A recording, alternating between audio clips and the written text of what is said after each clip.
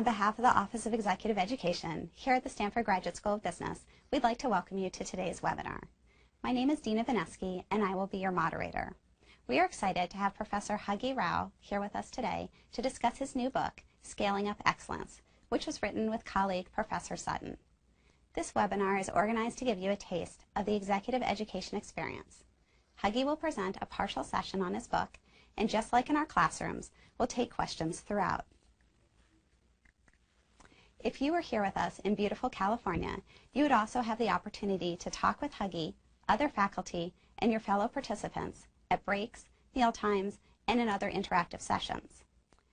Huggy is the Athol McBean Professor of Organizational Behavior and Human Resources here at the Stanford Graduate School of Business.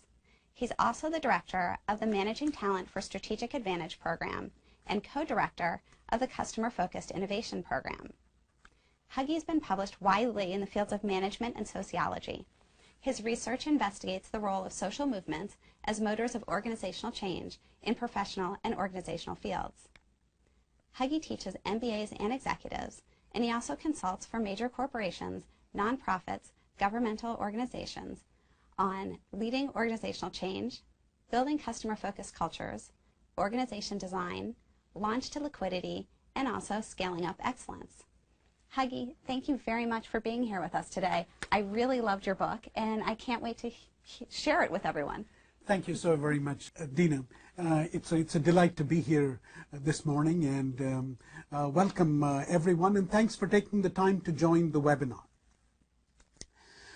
This book, Scaling Up Excellence, was released on February 4th, and we're very excited about it. Let me quickly situate the book.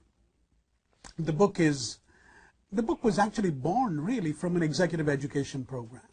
In 2006, my colleague Bob Sutton, who's from the School of Engineering, and we offer an executive education program called Customer Focused Innovation. And what people do in that executive program is, in the mornings we give them social science, in the afternoons we give them a real problem to solve. We call our approach clean models and dirty hands. For example, the year before last year, participants every afternoon were working on how to improve the customer experience for JetBlue. So they actually went to San Francisco, observed customers, found out what is it that customers didn't like, prototyped solutions, and on Thursday afternoon they actually had to present it to the CEO of JetBlue without a PowerPoint. And they came up with a bunch of very, very creative ideas. For example, one team photographed two elderly customers disoriented in San Francisco airport. And what they quickly realized is, they said, my God, what can JetBlue do to solve the problem? Our constraint for these groups was that they shouldn't spend any money. And this group came up with the idea that other customers of JetBlue might actually volunteer to be ambassadors and help these elderly customers board the plane. And in return, what they would actually get, of course, is the right to board the plane along with the elderly passengers. Lovely idea, and when it was presented to the JetBlue CEO, he said, my God, I wish we'd thought about it. We're actually enriching the experience for some customers by making them ambassadors. We're improving the experience for elderly customers as well. At the end of the program, participants asked us, how do we take all of this and scale it up? Bob, my colleague, gave an answer, and I gave an answer. And that evening, over a glass of wine, as we were debriefing about the program, we asked each other what we thought of each other's answers. And when Bob asked me, Huggy, what did you think of your answer? I quickly told him, Bob, my answer was pathetic. Thereafter, I asked Bob, what did you think of your answer? And he said it was pathetic as well. And we thought, my God, we've got to actually understand scaling. How do professors understand a problem they know very little about? First, they do research. This is exactly what motivates us to do research. And Bob and I got started on a couple of research projects and case writing projects. Equally importantly, we actually wanted to offer a course. When professors are at this stage, when they offer a course, they're highly motivated. you're bringing together new material, you're excited, your excitement is contagious for the students. And we had 60 amazing students, and we gave them a tough problem of scaling up excellence. What was that problem? How to actually make sure students on the Stanford campus who rode bikes, how do you make sure they wear helmets when they ride a bike? This is an example of scaling safety behavior. We learned an enormous amount from this very difficult problem. The next year, the students solved a problem for the US Army. How do you capture insights from the soldiers in the forward operating bases in Afghanistan and then convey it to other soldiers taking their role? After doing this for 6-7 years and interviewing hundreds of people, writing lots of case studies, we actually have this book. So what's the problem? The problem is very simple. Every organization has a pocket of excellence or brilliance. And the real challenge of scaling is, how do you take it from one pocket and spread it to other parts of the organization? The problem is, when you do that, you run into voltage loss. You run into the problem of dilution. Before we begin, let me define what excellence is. We can define excellence as exceeding a benchmark, outperforming competitors. Those are all wonderful metrics, but for us as social scientists, excellence simply means people do the right thing even when nobody's watching over their shoulder. If you need people to watch over the shoulders of other people, you can't have excellence. At least you can't have excellence that's sustainable and, more importantly, scalable. So here are a couple of examples. Scaling runs the spectrum. You can be a small organization such as Pulse, started by 2 Stanford students that actually got acquired by LinkedIn for $90 million. When they grew from 4 to 8, they had a scaling problem. 8 to 14, they had a scaling problem. 14 to 20, they had a big scaling problem. Google obviously has grown enormously. That's another example of scaling, and they're concerned about remaining googly. At the other extreme, in the nonprofit world, the Institute for Health Improvement wants to save 100,000 lives that are lost due to mistakes that could have been prevented in hospitals, and they need to get 3,400 hospitals involved. Small, large, for-profit, nonprofit, all of us face the problem of scaling. When we talk to executives, the striking thing Bob and I noticed is executives are confident of their decision-making abilities, but not their scaling ability. Scaling means something bigger and better than you. How do you actually spread that out farther and faster? As we go through the rest of the presentation, and as I share these ideas, please remember one thing. Scaling in one sense is easy, but screwing up is even easier. And the real challenge of scaling is, how do we scale without screwing up? So what's our core message? Our core message is, when we think of scaling, we usually think of footprint. How many customers, how many countries we operate in, how many offices, how many employees, whatever the metric. And for us, it's not the metric that matters or the footprint that matters, it's the mindset that matters. Without a mindset, you actually cannot have a footprint that endures, that survives, and more importantly, that thrives and flourishes. What do we mean by a mindset? We have 2 simple questions. What's sacred in an organization? What's taboo? Take Facebook, remarkable organization. The most sacred thing for them is speed. And if you ask people at Facebook, if speed is sacred, what does that mean for your mindset? And they'll quickly tell you, we want to move fast. In fact, the words they use are, be bold, be quick, and make an impact. Look at that language. It's so action-oriented. It's full of verbs and adverbs rather than nouns and abstractions. The never-ending problem, of course, is as you increase your footprint, you can actually lose your mindset. And Howard Schultz wrote a very famous confessional memo where he actually pointed out, as Starbucks grew from 1,000 stores to 13,000 stores, they had watered down the customer experience. They had actually lost their mindset.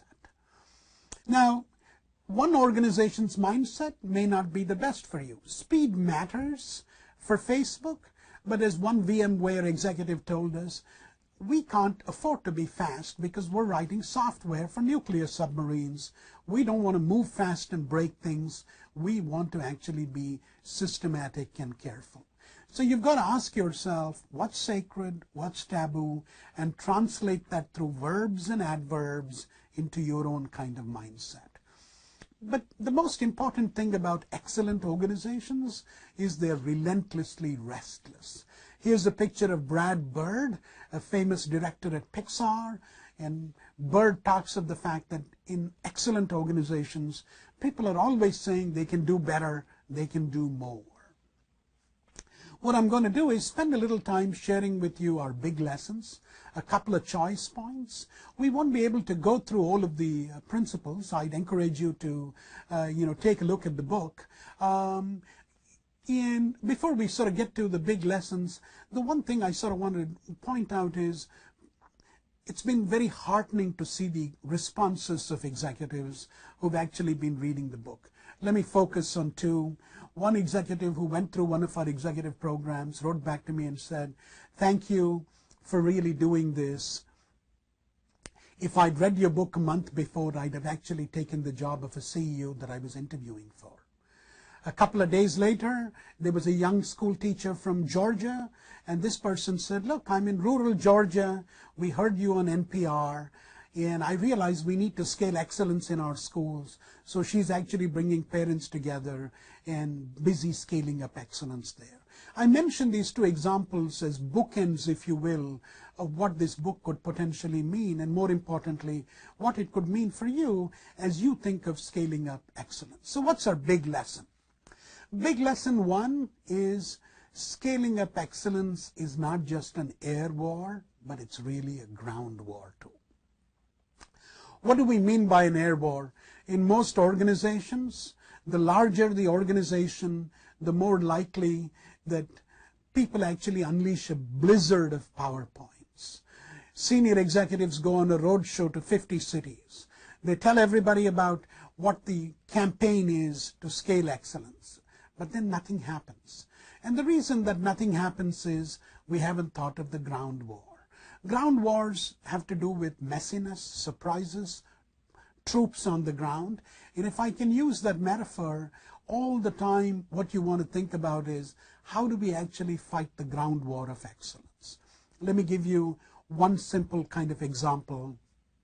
And the simple example, as was pointed out very nicely to us by a McKinsey consultant, is scaling up excellence is not about moving one person 1,000 feet forward. It's actually moving 1,000 people 1 foot forward at the same time. That's the real challenge. Wyeth, for example, sought to scale excellence in 25 plants in 17 countries, and they did succeed in cutting down costs by 25%. But what it took really was a ground war by workers on the ground, not just obviously a PowerPoint presentation. Our big lesson number two is scaling up requires felt accountability. Remember, if people have to do the right thing even when nobody's watching over their shoulder, they actually have to feel, I own the place, but they also have to feel the place owns me. Very, very important that they actually keep that in mind. One study of an organization found out, or in this instance it was a hospital, that people who felt this some sense of accountability, there was a 75% increase in the organ donation rate compared with other hospitals where people didn't feel this sense of accountability. Excuse me, Huggy, before we move on, can we take a few questions? Absolutely. Great. So in your book, you talk a lot about that, and I want to hear a little bit more about creating the communities of feelings, and how do you get people to feel that way, because not everybody does. Absolutely. So the first thing, of course, in an organization is you actually have to inculcate two broad feelings. The first is really a feeling of pride. You have to have a heart cause of pride. If you don't have that sense of pride, it's very unlikely you're going to create that community of feeling. In other cases, quite honestly, what organizations do is they create deep feelings of anger, usually against a competitor. So it's all a matter of the kind of feeling that you create. Is it actually about anger or is it about pride? Here's an example of an organization that created pride. The picture you see is of the Taj Hotel in Mumbai. 26th of November, several years ago, you actually had terrorists who assaulted the Taj Hotel, and you actually had young ladies that you see on this slide who were there. There were 600 guests staying in the hotel, 600 guests visiting the hotel, 600 employees. The employees aren't trained to deal with a terrorist attack. When that happens, what do you expect them to do? You expect them to run for the exit because they, of course, know where the exits are. What happened that day? It was amazing. Not one person left his or her position. There was no command and control. The general manager was downstairs. His family was perishing 30-plus floors above in a fire caused by the terrorists. But yet, young ladies such as this, who were overseeing a reception for the outgoing CEO of Unilever, they actually made sure people were hydrated, husbands were separated from wives lest an entire family be lost. Cooks were escorting people down the stairwells, and so forth. When I was mentioning this to a Stanford executive class, one of the executives said, moments of crises like this, of course, create communities of feeling. Isn't the true test of excellence what happens regularly? Then there was another participant called John Thomas, a senior executive at Rambus here. He put up his hand and he said, let me tell you my example. He said, I went with my wife and young daughter to Mumbai, India. We were jet-lagged as hell. We had a young daughter who was hungry, angry, persnickety. The Taj people sent us a car to the airport to meet us.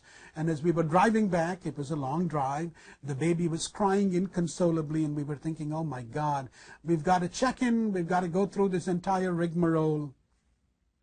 But when they reached the Taj, much to their astonishment, they didn't need to check in. There was somebody waiting there. They escorted them straight to the room. And when they opened the room, there was actually a flask of milk and a bunch of cookies for the young daughter. And John turned to the Taj person who was with him and said, how did you know that my baby was hungry? And the Taj executive said, when you got into the car, when the baby started crying, the driver called the front desk and said, baby on board, baby hungry, baby jet-lagged, expedite check-in. Think of that. And you know what the best part of the story is? The driver is not even an employee of the Taj, but actually a subcontracted employee. So there are many examples of scaling up excellence. Here's a wonderful instance in Wyeth where they reduced changeover time from 14 to 8 hours. They thought of a changeover before as a break, but now they thought of themselves as pit crews. And what does a pit crew do in a racing car environment? They want to do things as fast as possible. They improve production rapidly. What happens when accountability evaporates? Here's a letter from a United Airlines pilot who actually wrote to my colleague Bob Sutton, and you can see what he's saying. He said, look, I used to be a captain who would take pride in the feeling of accountability. I would write reports, I would work with the mechanic, but now that sense of accountability has been ground out. It has actually been diminished. And here's a person whose DNA is to help. He was, after all, an Eagle Scout, and he also was in the military. So the real problem of accountability. Sorry, can we go back to that? Absolutely. Because we've actually been getting a lot of questions about how to spread that. You know, there are lots of organizations that have people who are kind of de-energizers, as you say in your book, and they get in the way of spreading excellence. So how do you turn that around? How do you move those people aside and spread the change you're talking about? Great question. Very quickly, the journey to excellence is from bad to great. So bad actually means bad is much stronger than good. We know from decades of psychological research that bad feelings dominate good feelings. So if you say anything nasty to your partner or spouse, you have to say a minimum of 5 good things to make it right. So if you want to scale excellence where there are a lot of de-energizers, if you don't do anything about the de-energizers, you're never going to go from good to great. You actually have to deal with the people who are de-energized. Sometimes good people are de-energized. Remember, de-energizers by themselves aren't bad people. We have to ask, what is it about them that make them de-energized? It could actually be the fact that they don't have tools. It could be that they've been given promises that were unmet. Whatever the reason, you actually have to fix them and get moving forward. One of the things you can do to make sure that people are energized, Dina, and this gets to our third lesson, is we have to cut cognitive load. My colleague here in Stanford did a brilliant experiment where he put people into two groups. In one group, people were, of course, assigned randomly to both groups. In one group, people had to remember a 2-digit number. In the other group, people had to remember a 7-digit number. Everybody had their own unique 7 or 2-digit number to remember. That's it. He opens the door, and then when he opens the door in the lobby, on one side you actually have a table laden with chocolate desserts, and on the other you have fruit, and he's looking at who gobbles the chocolate up. Who do you think gobbled the chocolate up? It was incredible.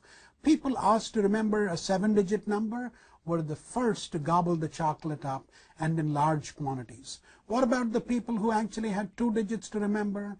They recognized the temptation of chocolate, but they were able to use their willpower to resist the temptation. What about the people remembering 7 digits? They too saw the temptation of chocolate, but they couldn't resist it because they had no willpower. We think willpower is in our heart and brain power is in our head. The two are very closely connected.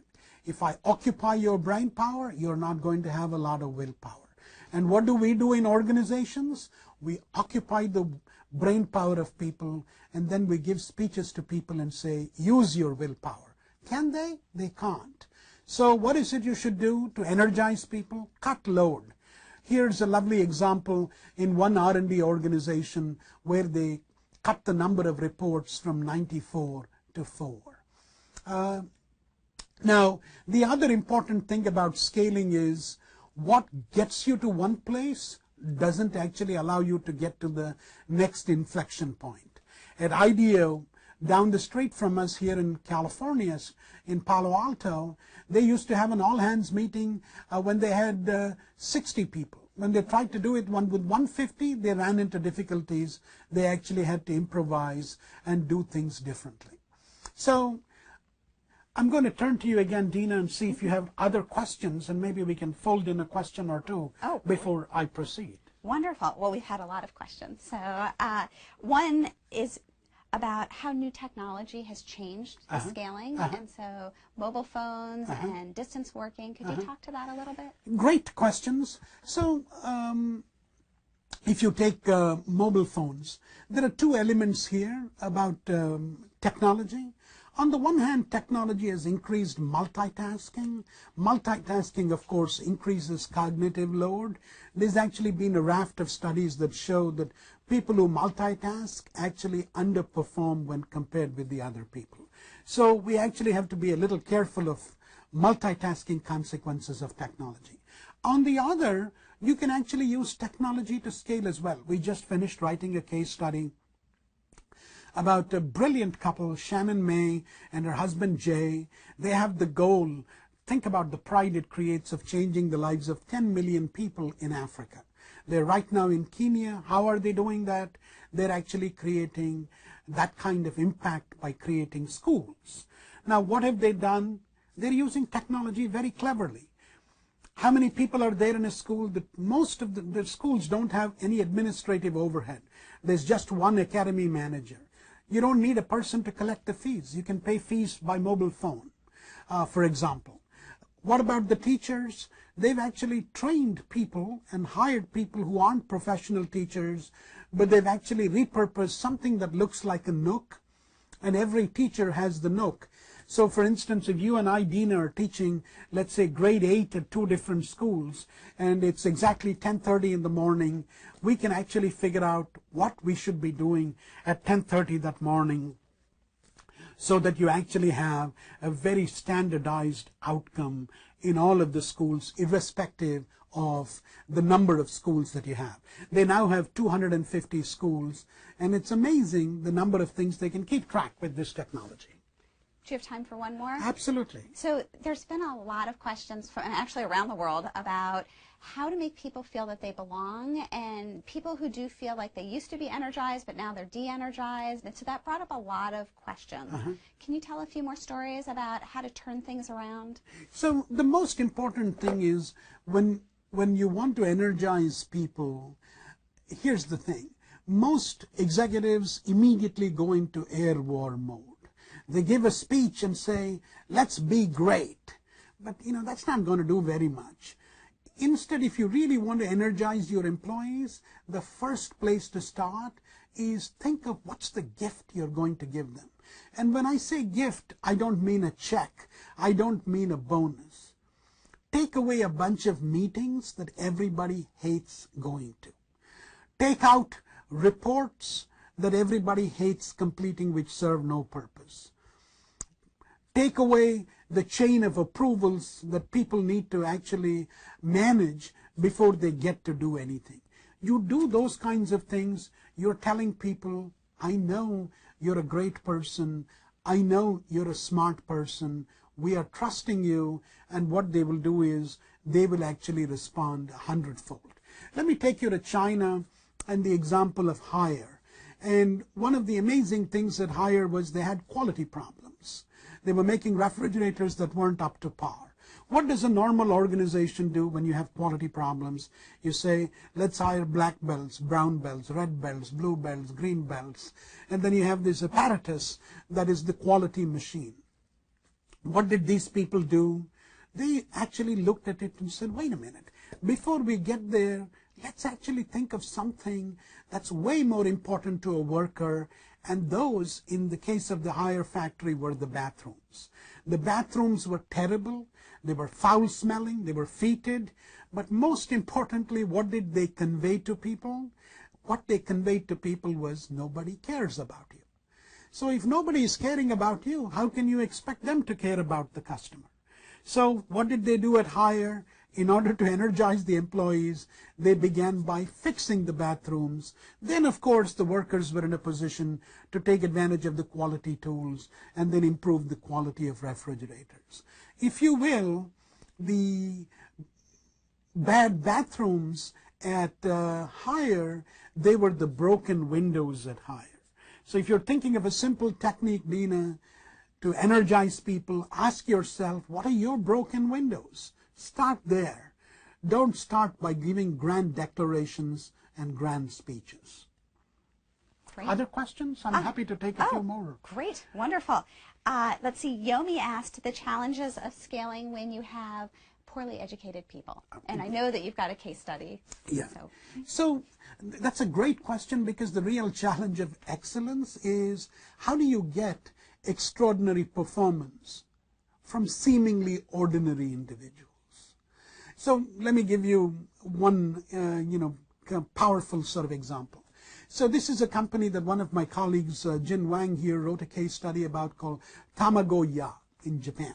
They sell lunches. Each lunch is at $3.60. The interesting thing is, you can choose the lunch you want every day, but the last order in is at 10 o'clock. But the lunches have to be delivered by noon. The difficulty is the food preparation facility for Tamago-ya is close to the big airport in Tokyo and very far away from the delivery area, which is where the business district is. So it's just not possible to take the last order at 10 and still get the food at noon. To give you a scale of their excellence, they deliver 70,000 lunches a day, and every day they actually suffer from an overage of 46. So that's 0.006% efficiency, if you will. And my colleague asked the founder of Tamago-ya, how do you do that? Do you have a sophisticated computer system? He said, no. He said, well, how do you do this? He said, my secret, he told my colleague, is my van drivers. My van drivers are CEOs of their own route. They choose the customer, and because they choose the customer, they feel accountable. We use reusable bento boxes. So while we deliver the lunch at noon, we go pick them up at 3 o'clock. And when you pick them up at 3 o'clock, you talk to the customer and you quickly find out what is it they liked, what is it they didn't like. And if one particular office is expecting a big meeting, we know what the order size is going to be. They're going to tell that to the area managers, and the area managers tell that to the food assembly place. So what happens every day, he said, is we start at 5. We're assembling the food even before the first order has come in. By 8:45, the first trucks have already left, or the first vans have already left to deliver customers. Who are these people who are the van drivers? They're all high school dropouts. Think about that. What did this person do with high school dropouts? You can actually, he did an enormous amount. He made them into owners. He made them feel accountable. Let me take you into another example, because this is such an important question. There's a group of stores here called Cost Plus World Market. When the CEO took over the company, the stock was trading at around $1 a share. It recently got sold to Bed Bath & Beyond, I think at $21 plus. I asked the CEO, what did you do? How did you improve performance in the store? I said, did you pay people more? No. Did you hire better quality people? No. What did you do? And he said, Huggy, I focused on 2 simple things. The first thing I told our employees, who were wonderful people, was, the first thing was, when a customer walks in, smile. The second thing was, when a customer walks in, give the customer a basket. The moment you've given the customer a basket, what's the customer going to do? If I was going to only buy 1 item, how many items will I now buy because I have a basket? Suddenly, 3 products, 5 products, or 6 products. How hard is it to give a basket to a customer who comes to a store? And think about it. Is any customer going to say, hey, I don't want the basket? Most people will take the basket. And he was telling us as to how those 2 were the secrets by which he improved performance.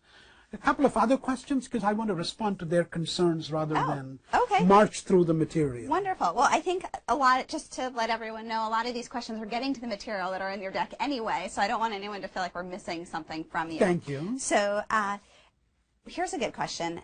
How to scale in an environment that's really slow to change? And so an example they gave is government or law enforcement.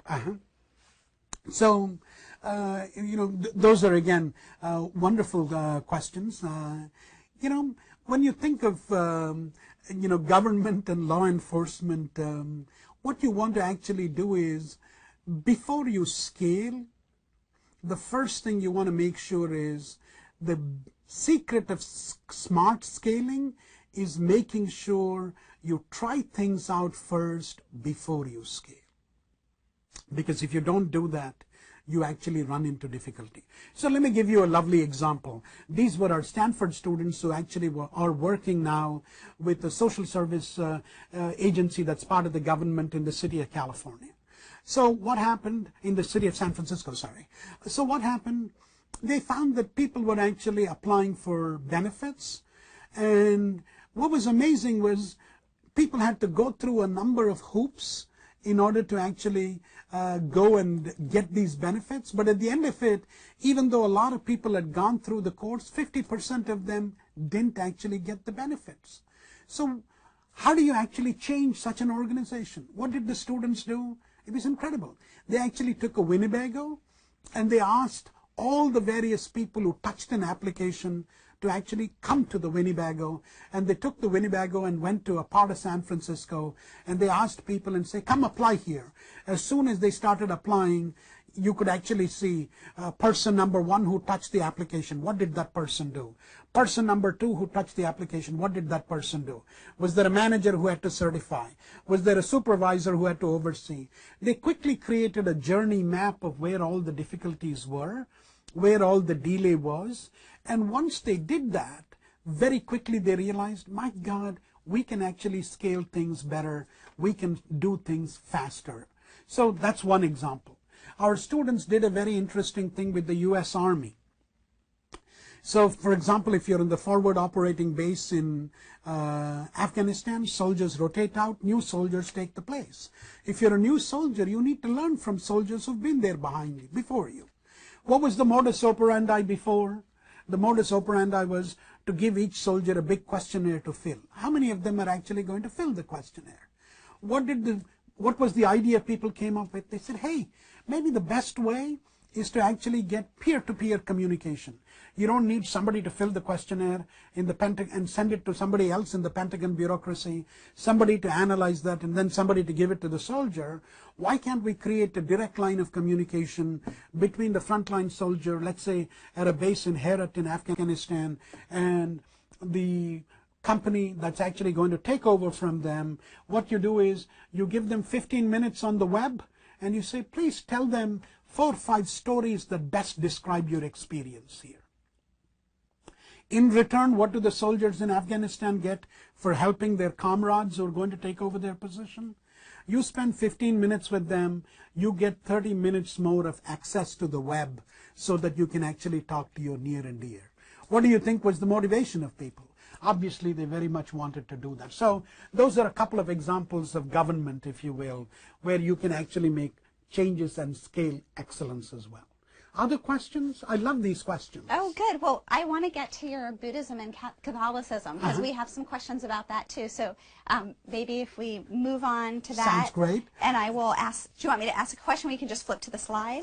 Or yeah, please ask a question. We can go to the slide. So the whole idea of when you scale, do you take an exact copy of what you're doing and try and spread that out? Or do you allow your leaders, and I guess this also comes back to how you energize people, because you think of energizing people as allowing them to change things, more of your Buddhist approach. So what do you do?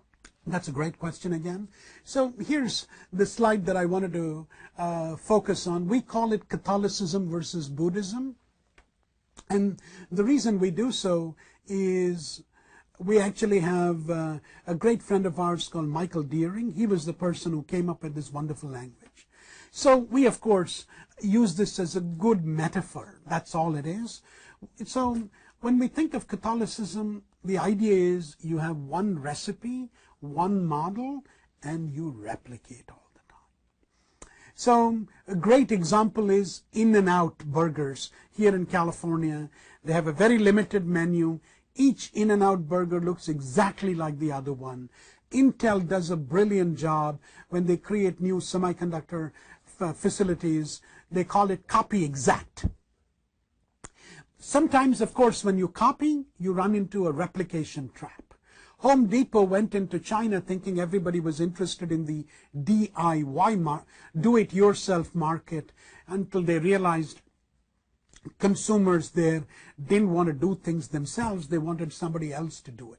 So what you have to think about is you have to think about localizing solutions, and that's actually, you see the picture of In-N-Out burger. Look at, how small the menu is, how tight the recipe is. Here is an example of reducing defects, and what they did was pharmacists were making mistakes. They were making mistakes because other people were interrupting them.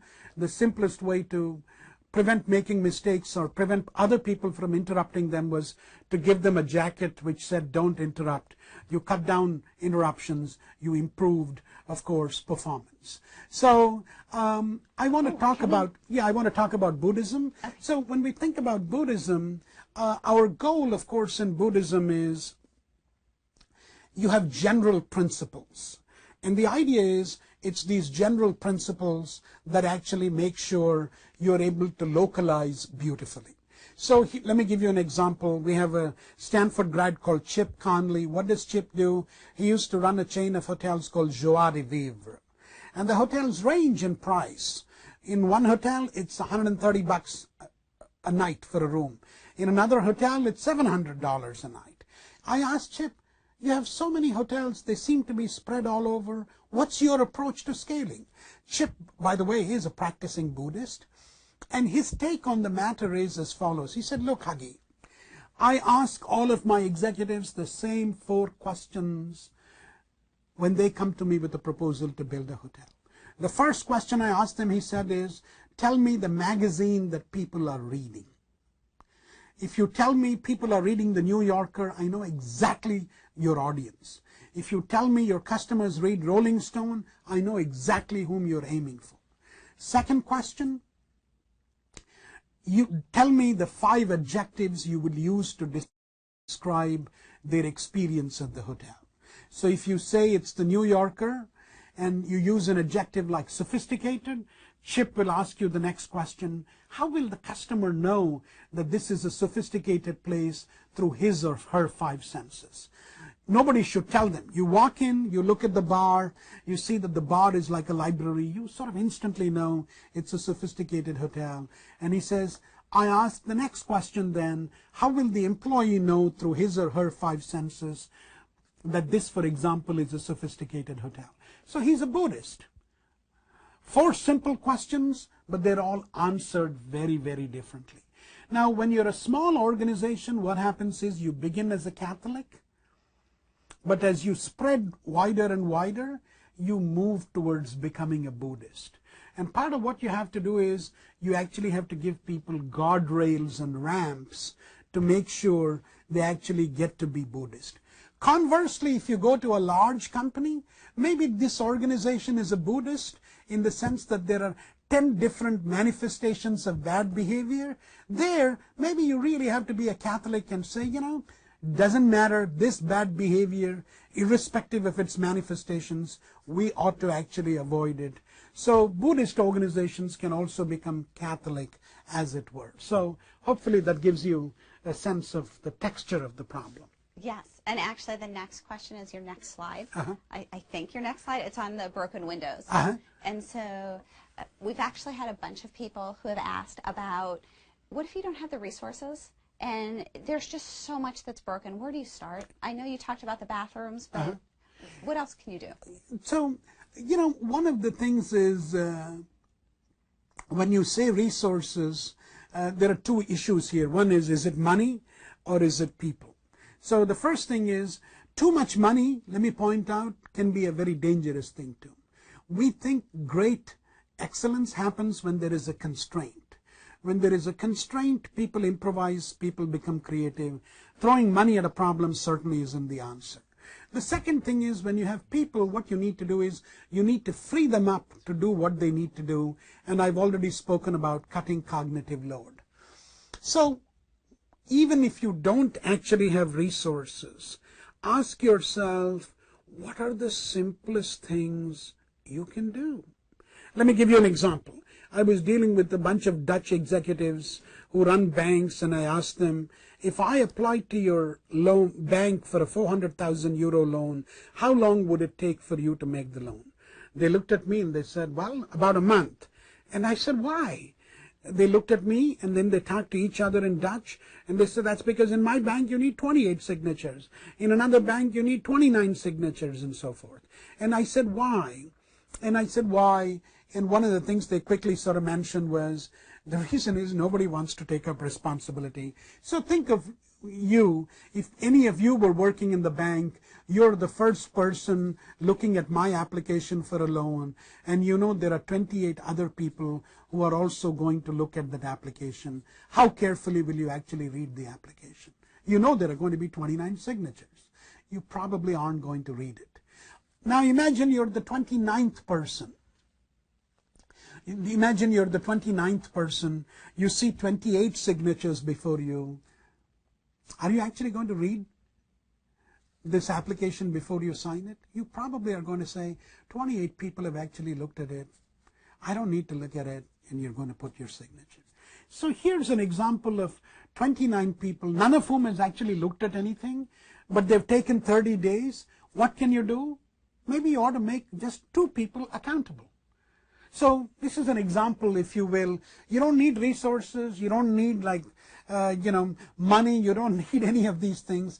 It's a very simple way to actually think about how to scale up excellence. Here, we're improving performance.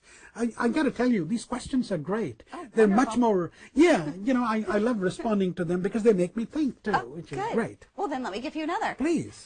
So here's one that's probably near and dear to you. several questions are about what role HR should have, and how should HR help scale excellence, and when should they come in and when should they not be part? Great question. This is an opportunity for HR to really be a partner with business units. So when you think of scaling up excellence, what's HR concerned about? HR has actually a great opportunity to quickly say, hey, let's work with business executives, let's scale up excellence. Let me give you a lovely example. Here at Adobe, the head of HR, Donna Morrison, very, very bright person. What did they do? They very quickly realized, my God, we're spending 80,000 manager hours completing our appraisals. And you know what? At the end of it, people didn't actually think those appraisals made much sense. And she put it beautifully. She said, look, we realize we're taking a lot of time. It's producing an outcome that doesn't make sense.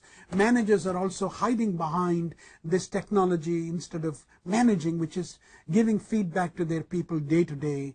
What this system, they realized, did was it encouraged managers to postpone everything. I'll tell you how you're doing 3 months from now or 6 months from now or whatever. What did they do? They took out the entire formal appraisal system. They now have something called check-in, where you check in with your boss. Your boss gives you regular feedback as and when he or she sort of picks up a problem. And by the way, the boss also has a bonus, and the boss allocates the bonus to the employees. There's no forced ranking, none of those things. So what they've done is they've taken the angst out of everything. They've actually focused attention on a crucial conversation, if you will. And that's an example of how HR can actually partner with the business units to play a very key role. Great. We have another question about urgency around change. And so maybe if you could talk a little bit about premortems that you do in your book. So, I think when Bob and I were writing this book, one of the things we sort of very quickly sort of came through was a lot of scaling winds up as a giant screw up. The phrase we use in the book, because we want to be proper and chaste, is we call it a cluster fug. A fug, of course, is what Norman Mailer used in his literary work. You can imagine, of course, what a cluster fug is. There are 3 things that actually cause cluster fugs. The first is the illusion that drives people. The second is impatience. The third is incompetence. Put the 3 of them together, you have a giant cluster fug. So what smart scaling requires really is reducing illusion, reducing impatience, reducing incompetence. How do you do that? The real problem of scaling up excellence, and many of you listening to this webinar, of course, realize this, the problem in every organization is never what is said, but what is unsaid. And if you really want to avoid screw-ups, we all have to think about creative ways of making sure the unsaid is actually said. And the pre-mortem that Dina alluded to is one useful thing that you can do to make sure things that are unsaid get easily said. And typically, and we talk about that at length in the book as to how to organize the pre-mortem and so forth, but basically you're asking people to engage in imaginary time travel. You're asking people independently and autonomously to imagine success has occurred or to imagine failure has occurred, and then write a story looking backward as to how that happened. I do this all the time when I work with top executives of companies, because the problem they have is the unsaid. What's said to them often is not what you actually want to base your decisions on. You actually want to get the unsaid. Coincidentally, Dina, your question also brings to the fore another challenge, and that is the larger an organization, the more likely that the smart people inside that organization become dumber. When I say they become dumber, I don't mean they become stupid. They become silent. silence is the real enemy of scaling up excellence. And that's what we've actually got to start focusing on. So we have to think of various ways of getting people and asking them not to be silent.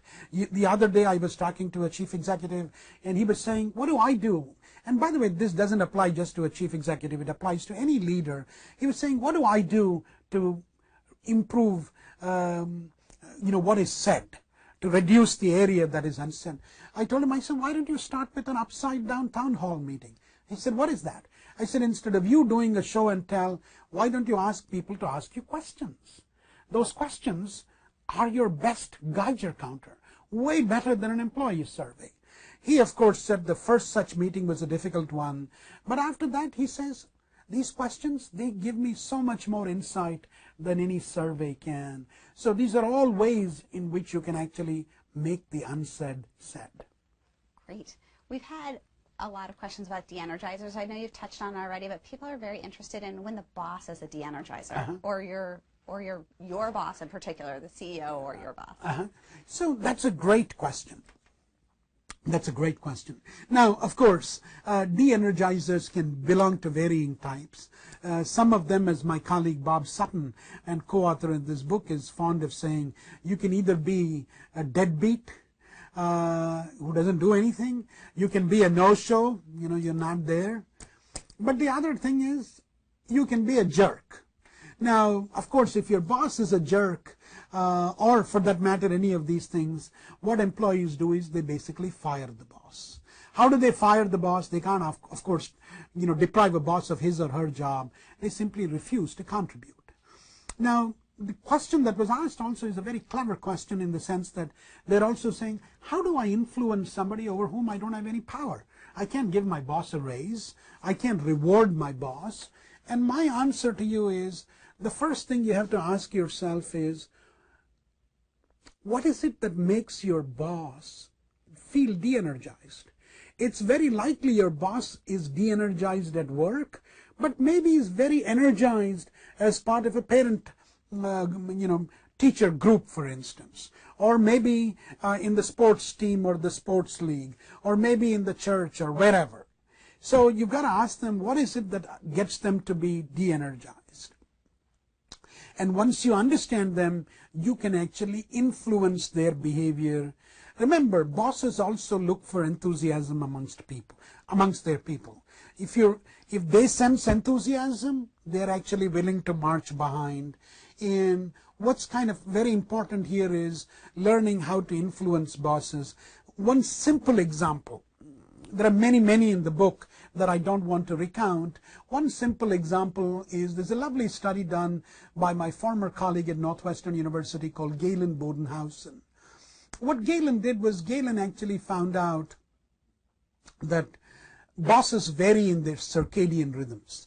Some people are, they use very careful, systematic, deliberate decision making in the morning. But in the afternoon, they're on autopilot. They're using what's called default cognition. Other kinds of bosses, they actually are very different. In the morning, they're using autopilot, default cognition. In the afternoon, evening is when they want systematic analysis and so forth. So one thing to do is you got to sort of figure out, hey, where's your boss? What's his or her circadian rhythm? If your boss is a morning person, if you go with a proposal, I bet that the boss is going to ask you for a lot of evidence and data and this, that, and the other. You should probably approach the boss in the afternoon. And in the afternoon, when they're on autopilot, you just need to kind of, quickly time your request in such a way they're not going to ask you too many questions. They'll give you the go-ahead to do something. And hopefully when you're doing something, they see the enthusiasm. Of course, they may be likely to do that. The best people to learn from in this regard, I'd say, look at your own children and see how they get things from you. Many of you, I'm sure, realize how your children strategically time their requests. You, of course, are people who use dad power and mom power vis-a-vis the kids. So take a lesson from them. Use that to apply it in your own organizations. Huggy, this has been so much fun. Thank you for answering all those questions. We still have a lot more, and so I just wanted to reiterate for everyone out there that if you're here for one of our programs, that you would have time to talk with Huggy during the class, but also after the class at breaks and at lunches, meals. And so I'm wondering if we could do just one last question. I'll just, instead of talking about the programs you run, I'll just put up a slide and then you can talk through it. And so if you could talk to us a little bit about scaling after you've botched a job. Yeah, so, this is a great question. We actually talk about how at JetBlue, one of the things they actually had was they had bad weather events. And that actually paralyzed their fleet. In JetBlue, the orientation was, we want to fly, but of course you need to smartly cancel flights, and they didn't know how to do that. They tried it a couple of times, and then you had this amazing person called Bonnie Simi who actually worked with her senior colleagues, and what she did was she actually got 150 people together, and she actually created, as it were, a cancellation desk. And what did she use to work with these people? What she actually used with these people were post-it notes. First, to do the mapping of the processes. The second, to create a cancellation desk. And now what JetBlue does is they actually pre-cancel flights. And again, she fought the ground war. Remember, screw up sucker, because they're clusterfucks. Illusion, impatience, incompetence. And when you actually fight the ground war, you always have to think about the person on the ground. The person on the ground could be a person in a factory. The person could be an engineer. The person could be a salesperson. Give that person a name. Keep that person right in front as you're thinking of scaling up. And one of the things, do we have a minute more? Or? We actually don't, unfortunately. Okay. So read the book, contact us, and get in touch with us. Wonderful. Huggy, thank you so much. And thank you, everyone out there. I just wanted to say that if you want more information, there is the book. And we really do hope to see you at Stanford in the future. Thanks again.